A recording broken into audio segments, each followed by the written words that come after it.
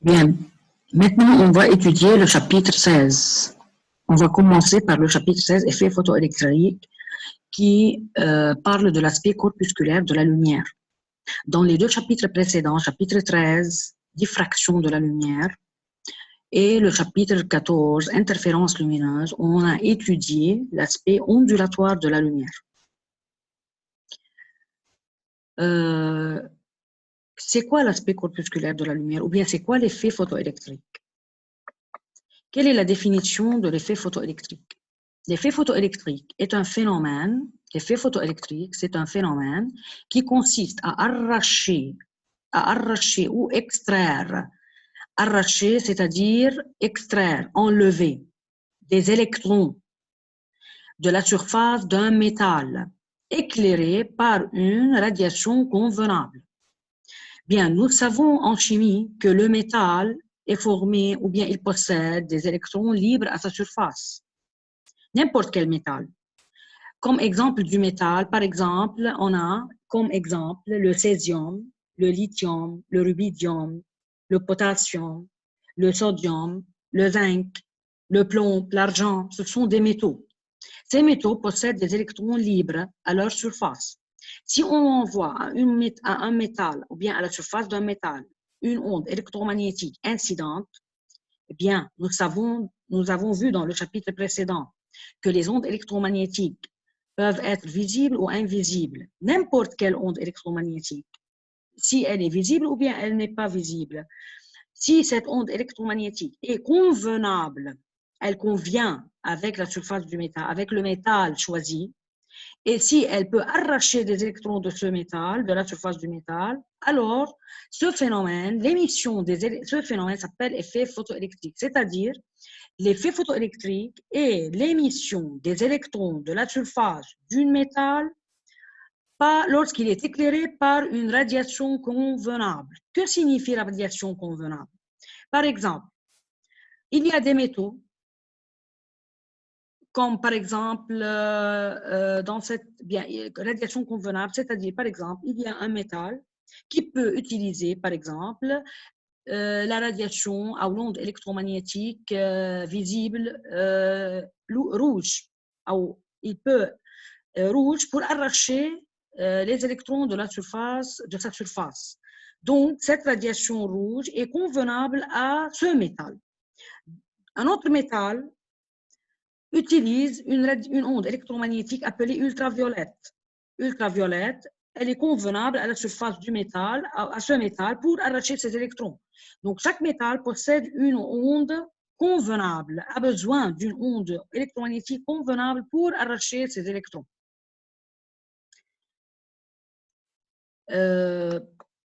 Étude expérimentale, expérience de Hallwich. En utilisant la lumière laser, dans l'expérience de Hallwich, l'angle entre les deux feuilles est zéro. Les électrons ne sont pas arrachés. En utilisant la radiation ultraviolette, les deux feuilles de l'électroscope se repoussent et l'angle entre les deux feuilles métalliques est différent de zéro. Donc, les électrons sont arrachés de la lame de zinc. Voyons l'expérience de Hallwich. Ici, on a un électroscope qui est formé d'une plaque métallique reliée à une tige conductrice et deux feuilles en bas. Deux feuilles par exemple d'aluminium. Ce dispositif s'appelle électroscope. Vous avez vu l'électroscope en classe de seconde dans le chapitre 1. L'électroscope est destiné à mettre en évidence la présence des charges électriques. Si les deux feuilles ici forment entre elles un angle zéro, alors l'électroscope n'est pas chargé. Si les deux feuilles, comme ici, comme dans la figure ici, si les deux feuilles ici, si les deux feuilles sont écartées et forment un certain angle entre les deux, alors l'électroscope, on dit que l'électroscope est chargé. Dans la figure précédente, ici, les deux feuilles ne sont pas écartées. Pourquoi? Ici, on a une source de lumière laser rouge, laser orange, n'importe quelle lumière laser. Cette lumière laser éclaire une plaque de zinc. Une plaque de zinc. Et ici, la lumière laser émet une onde électromagnétique qui n'est pas ultraviolette. Yani autre que l'ultraviolet. N'importe quelle lumière, autre que l'ultraviolet. J'ai choisi maintenant la source de lumière laser. On remarque que lorsque la radiation ici frappe, ou bien lorsque la lumière frappe la plaque de zinc, les deux feuilles de l'électroscope font entre elles un angle zéro et elles ne sont pas écartées. Donc, l'électroscope reste non chargé.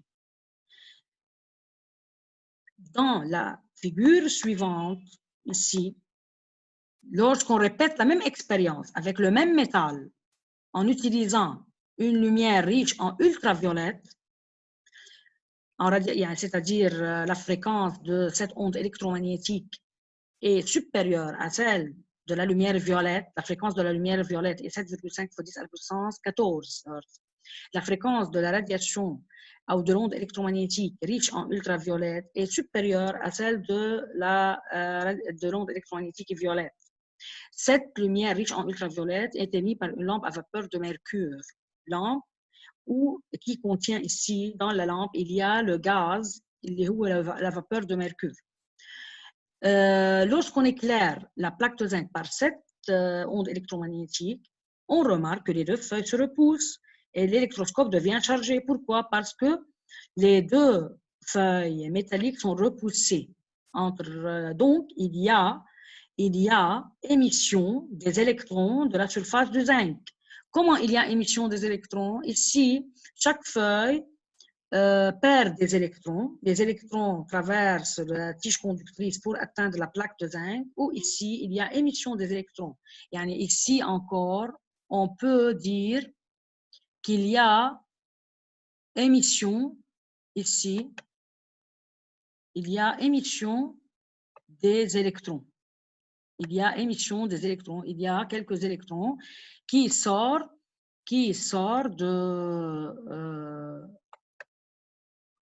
la plaque de zinc.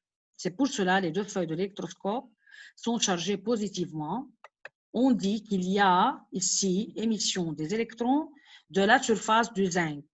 Les électrons ici vont traverser la tige conductrice, je répète, les électrons vont traverser la tige conductrice pour atteindre la plaque de zinc et ils sont émis dans ce dispositif. Donc, la lumière riche en ultraviolette est convenable au métal zinc. Bien, nous savons que le métal zinc possède une énergie, le zinc a besoin d'une certaine énergie, à peu près 4,31 électronvolts, pour que ces électrons soient arrachés. Donc, la lumière qui est constituée des ondes électromagnétiques ultraviolettes peut envoyer à la plaque de zinc une énergie au minimum. Sa valeur est égale à 4,31 électronvolts pour arracher des électrons de sa surface.